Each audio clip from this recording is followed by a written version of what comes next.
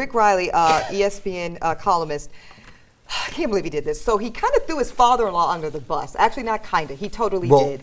You're going to read the story, but we don't really know. Either he threw his father-in-law under the bus, or his father-in-law threw Rick Reilly under the bus. But somebody's some member of the Reilly family is under the bus. Somebody's lying. I certainly lean in one direction, but let's find out. I do too. Okay, so apparently the controversy surrounding the name of the NFL team, the Washington, still called Redskins. So the father-in-law is a Native American. He's a bundle holder in the Blackfeet Tribe, and Reilly quoted the father in this article. You're just going to breeze past that like people know what bundle holder is? Well, I don't know. No, nobody does.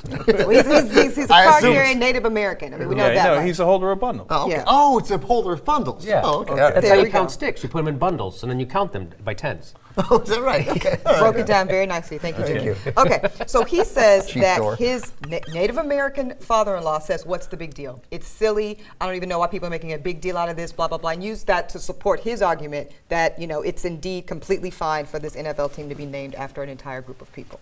The father-in-law did not take kindly to it at all and has now come out and said he doesn't know. He was misquoted, doesn't know why Reilly was saying that. He does indeed think the name is racist, offensive, all this stuff, says that his son-in-law is portraying him as an Uncle Tom, which is actually a term that we use in the black community to indicate you throwing your own race under the bus again.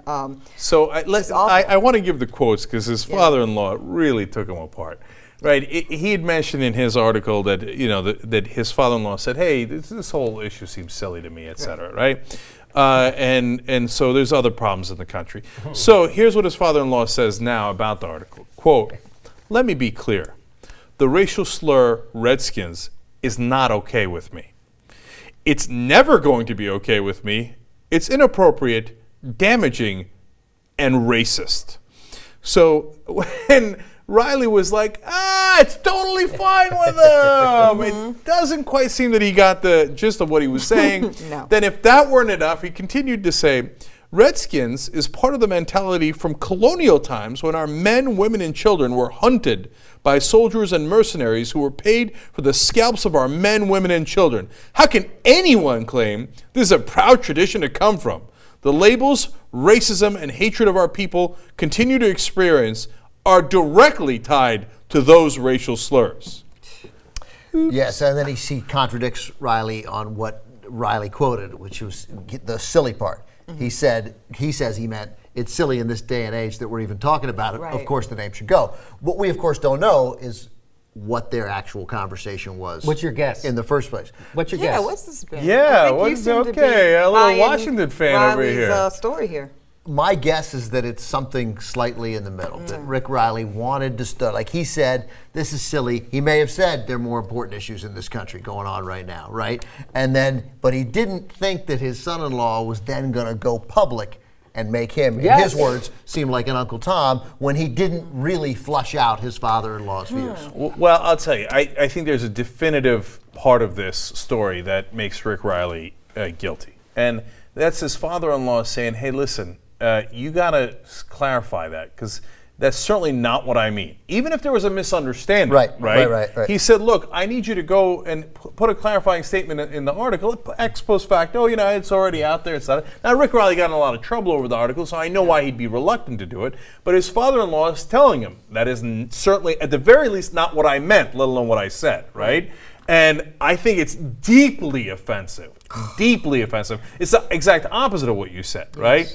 And Rick Reilly refused to put that in. Yeah. So then that's over. But see, he's supposed to be in some way a journalist there, right? No, and it's a blown opportunity. Yes. It's a blown opportunity to write a big important article. Like, wow, I don't know, we got confused. I thought that's what he meant. But and then Rick Reilly can say, I still stand by my same point that it's an okay name. And I guess in hindsight, finding one random source is saying it's okay and deciding that therefore for the entire Native American population it's okay, which is what the Redskins, the team, have been doing for years, trotting out the same 9 guys who say it's okay. So Rick Reilly's incredibly irresponsible. This one guy says it's fine, so I guess it's good. It's all good. And that would have gone to actually, of course, ruining his whole article, right? But that's probably why he didn't want to do it. Not just that he was wrong on the subject, but that he was wrong on the methodology. Totally. Like he was saying, no, my father-in-law is fine with this, so I guess it must be fine. So because then he's got to turn around and say, my father-in-law is not okay with it, so, I guess we got to change the name. right? Because that's dumb. That's a dumb way of deciding if you should change the name or reason not. why you should change the name. But the fact of the matter is, there are many, quote the guys the Redskins give to you. There's a bunch of guys who don't think it, and it seems silly, and it's proud, and it's meant to write the article, but you're duty bound to do what your father-in-law requests. I'm completely obligated to do what your father-in-law that's the thing. requests. So you write. First of all, you write that article. You don't run it past your father-in-law. Hey, I'm going to quote you on Hey, I'm that. going to quote you this thing. Right. It's the crux Bob. of my argument. Are you cool with it? I'm going to bring you into the spotlight, and hey, this is what I'm going to say. Doesn't do that. Yeah. Like, that's crazy. He's And not that's going why to we get know it. he's Like, guilty. even if his father-in-law did say exactly what he says he said and meant what he meant, you still can't do that. Because he's the Right. guy who was Yes. right. He's the guy who gets to be offended or not, so he can change his mind. Rick Reilly's not going to get any bundles Well, for Christmas you're this saying year. that, but you're exactly right. No, seriously, like he's not the privilege holder in this instance, Yeah. you know, so you don't get to control how that comes out.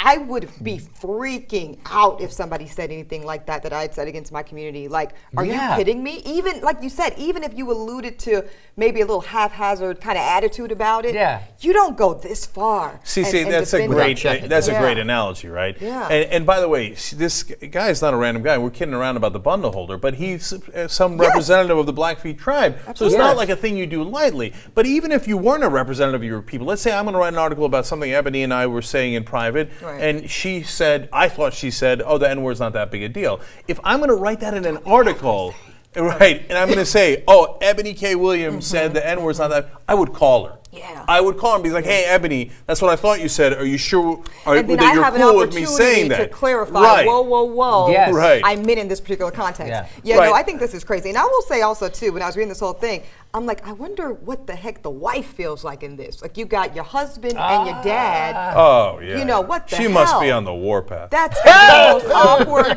dinner ever, right? I would kill my husband if he did something like this to my dad.